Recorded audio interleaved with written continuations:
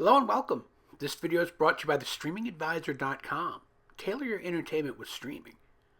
What we're going to look at in this video is Roku's latest operating system.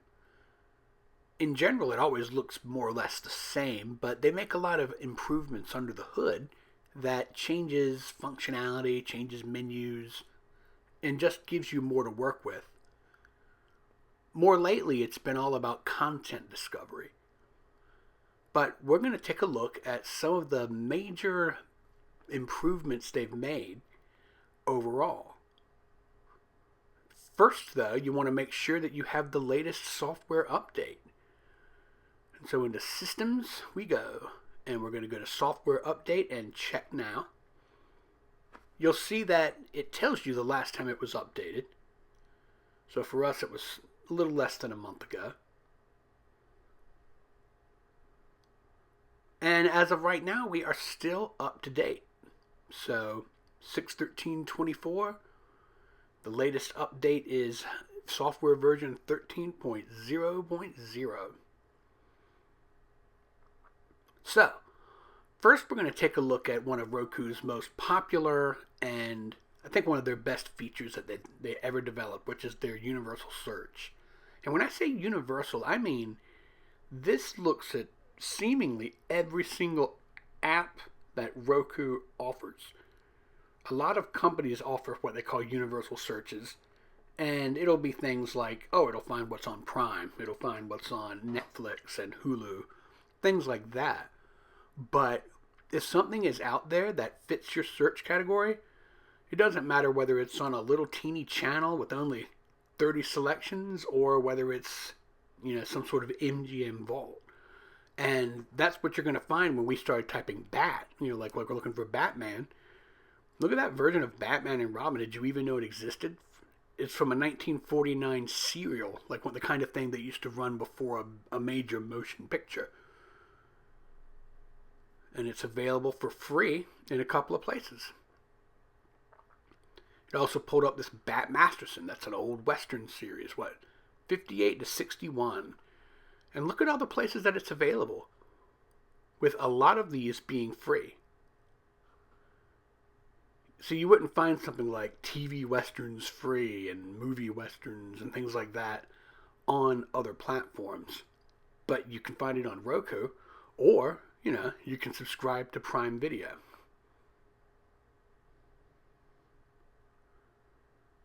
Going forward, we're going to still collect the home screen here. You see it has 4 categories right now. That's sort of the classic look of the home screen.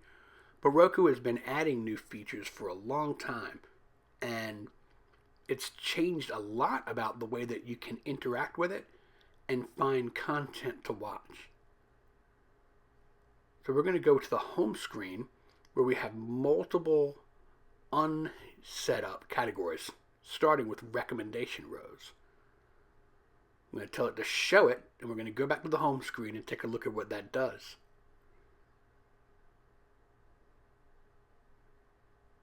You'll see at the top now, there are a couple of rows of, like it says, recommendations. Here you got your movies, TV shows, and such. You got some basic categories. And here is a listing of TV shows and movies that it's recommending. This is going to be based on your interests, on what's popular. And it doesn't look like it favors free over anything. Did you know that Young Sheldon was available in so many different places? Look at that. And again, like I said, that's the strength of Roku. When you click See All, it pulls up a much bigger, extensive grouping of options. And what you might notice if you've seen other things is that this looks a lot like something you would find with, say, the Fire TV or Android TV. Along with your own saved list, it gives you all of these different kinds of topical-based rows. These are suggestions based on things that you've been watching or things people are watching in general. and even breaks things down into categories. And again, just like the search, these categories go across all of these different apps and services. So if you just jump into this one, documentaries, you'll find the documentaries are available in some free things like the Roku channel. And we'll just file through. Let's see what we got. There's something from Peacock. There's the Roku channel again. There's Hulu. Tubi, that's free. Peacock. Roku channel. And you'll find this with all of those categories. So if you're just looking to kill time, using something like this is really cool. Now you'll notice Roku puts a little $sign over that one. That means all of those things cost money. So you shouldn't be surprised if you click on something and it says, rent for $3.99 or $9.99. I don't know what they mean by your favorite stars. I don't know if it would be different for you than it is for me. That might just be a thing for them. Looking at the horror category, see, it does the same thing. The Roku channel, Hulu, the Roku channel, Hulu, Peacock. Now, I haven't run across any of those really small channels in this section. I don't know if that means that they are not going to come up there, or I've just never run across a selection that was particular to the things that they offered. But in general, I really like the idea of being able to look for sci-fi and just find lots of sci-fi listings, or horror and find horror listings, and whatever other category that you're looking for. This has always been something that I thought was cool about something like the NVIDIA Shield that Roku didn't quite pull off as well. But with the new adjustments, they are. The Roku Sports section is great. When you can get it through that shortcut that it offers up there, which is going to bring you to everything from sports scores and places to find sports to live sports channels through the Roku Live TV Roku channel options. It also is going to link you up with apps that have sports, things like Hulu or Peacock and things like that. In the food section, it's, you figured it, shows that are about cooking, or even clips of various things. Maybe it's just a clip of how to braise a roast or something like that. But in general, it's a great place to find all kinds of content about cooking. And you see, again, some of the things are straight from the Roku channel. I mean, they do want you to watch their stuff, but there's Max. A lot of cooking stuff is on Max now because they have a lot of the same content you find from Discovery Networks and Discovery Plus. They're all owned by the same company now. Live TV on the Roku channel is what I was talking about. Those are just live internet-based networks. Here's a whole list of famous cooks. And, if you want to watch a movie that has to do with cooking, it'll also make recommendations for that. You can expect to see the same thing in the home section. This is going to be all the home shows that you know and love, or, know and hate, but you don't have to watch it if you don't like it, right? Just like the other categories, you find free things, you find things on pay services. Again, with a heavy dose of the Roku channel and Max. But if any of these other services start pushing home shows, I'm sure that they'll find their way into this section as well. You do see stuff from Pluto a lot.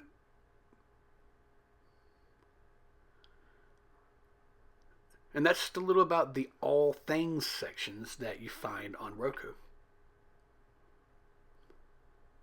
Now, let's add another row. Go back in here to the home screen. And let's see what else we got. For You. That's one of the newer ones. This is going to be based on things like recommendations based on the stuff that you've watched. and things that you in general set up on your own, like using Roku's watch list. So you see continue watching. This is a feature, like I said, that you'd find most of the time on something like an Android TV or even some of the bigger TV systems like Samsung or something like that. Now Roku keeps up with what you've watched, and it doesn't matter where you've watched it. It shows you where you were watching it. See, a Roku channel, Paramount Plus, Max. This is a real big pickup for Roku because it allows you to find things no matter where you were watching them, versus if it were just tied into something like the Roku channel. The save list is also a great feature that Roku has now. When you search for things using the Roku search and you find what you want, you can tell it to save it on a list for you no matter what app it comes from. Again, totally universal. The live TV section, again, leverages Roku's live TV service that allows you to find things from multiple free services. The rest of this is kind of self-explanatory. It just provides basic rows of content. So let's see what else we can add. Live TV. And now you'll actually see a section for the kinds of things that keep coming up in our little content rows that we've been looking at. The live TV guide is every selection here is something that you can watch live and for free. They have the rights to distribute all of these different feeds of internet-based content. In the biz, they call them FASTs, free advertising-supported streamers. But to most of us, it's just TV. Within the live TV section, you also have apps that are based on cable channels, so you can't watch them without actually having a cable subscription. And it also advertises things that are cable alternatives. These are the kinds of services that you add that, will give you 50 channels for a lot less than you would typically pay for cable. And it doesn't stop at 50. That was just sort of a round number. Here's your live TV news apps. So you see anything, if you want to just relax, sit back and flip through the way that you would back in the old days, that is an option using that section.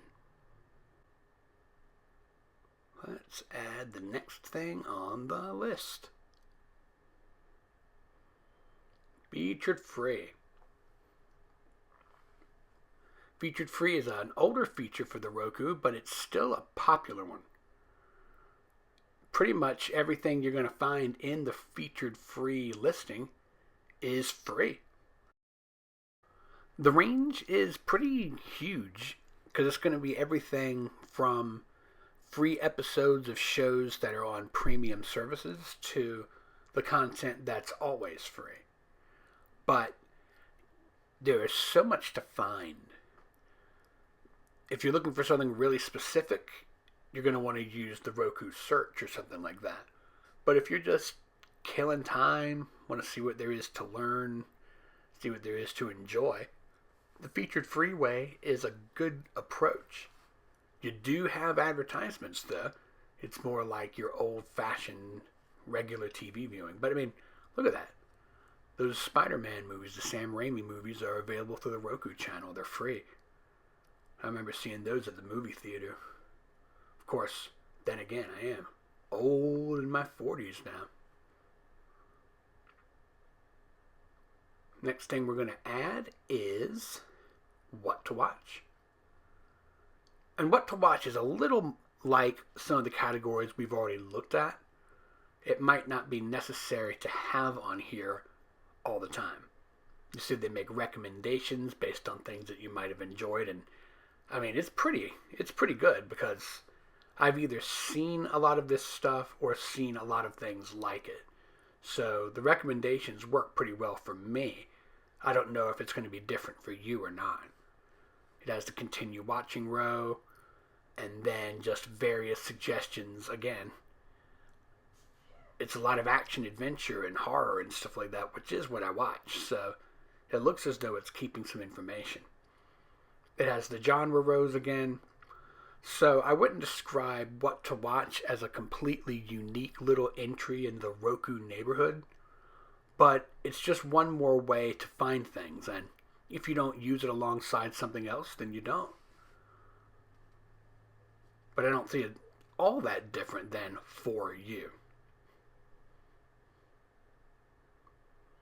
Now the sports section, like this little drop down, I know we found, some sports shortcuts, but this is really handy because it came out because of the way that sports is all over the place now. You have NFL football. It might be on Fox, it might be on CBS, it might be on Peacock, it might be on Amazon, it might be on Netflix. And on this service, you're able to find where things are so that you can watch them. You can find out where things are going to be and set reminders. And it shows you which channels the things are available on. See, so that you can get that through Sling TV.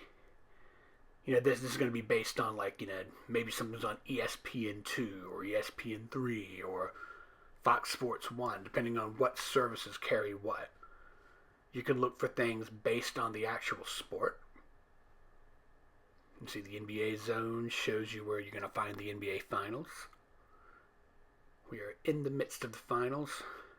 If you're watching this later, tonight would be Game 4 of the Championship Series.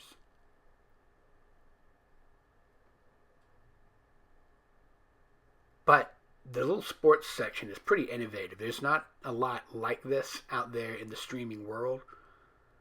And it really does make it a lot easier to track things down, because now that it's not all just ESPN or CBS, something like that, you need a way to kind of zero in on things. And this will do that for you, straight down to the specific team you want to follow. It's also a good way to get scores. All right. And let's move along. I know this is a long video, by the way, but there's a lot to talk about.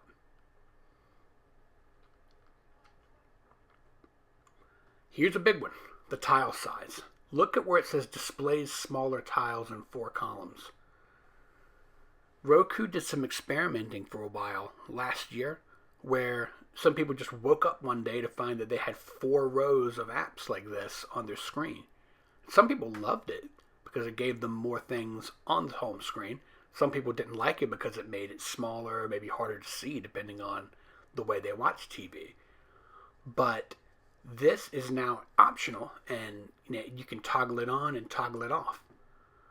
While we're in here, we're going to take a quick look at the Roku Live TV section. We've been talking about this the whole program here. The Live TV section is built like a cable guide, like an old-fashioned live TV cable guide, and even allows for a category so that if you sign up for something through the Roku channel, you can watch live or curated content through this grid.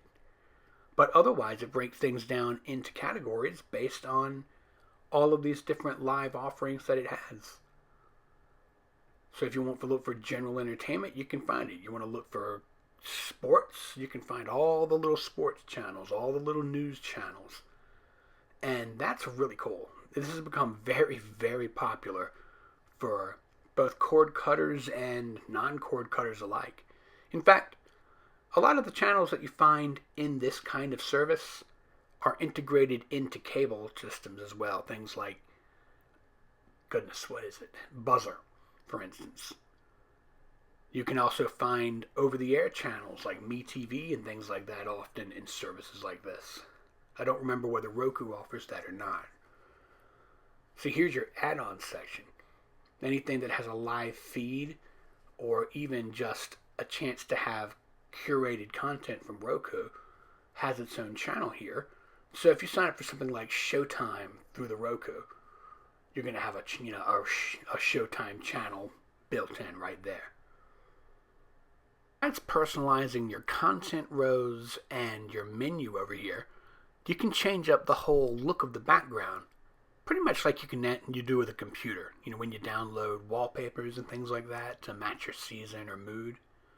It's all in the theme section. They have full theme packs that change everything from the sounds to the background to animations. They have screensavers. And all of these will give your television a little touch of you. Or, of course, you can just leave things the way that they are. But they have tons and tons of different wallpapers and themes. The themes are more limited than the wallpapers. Moving on, let's take a look at some other features that Roku can handle for you. The display type. Now this is going to be dependent on the kind of television that you have and the kind of Roku device that you have. My TV can do 4K and my Roku itself can do 4K. Roku also has a lot of important things for accessibility. It has tons of helpful features as far as captions go, where you can change the look, you can change the font, you can change the size, you can change the location. You can even use their screen reader, which a lot of people turn on accidentally. That's that voice that says, speech rate, volume, pitch. You accidentally turn it on sometimes by pressing the star button. You can actually turn that off in this section we'll show you. But you can control lots of things about the way that works. There we go. You turn off the shortcuts. It even tells you can do it by pressing the star button. Disabled. Okay, we're not going to accidentally get this Roku talking to us.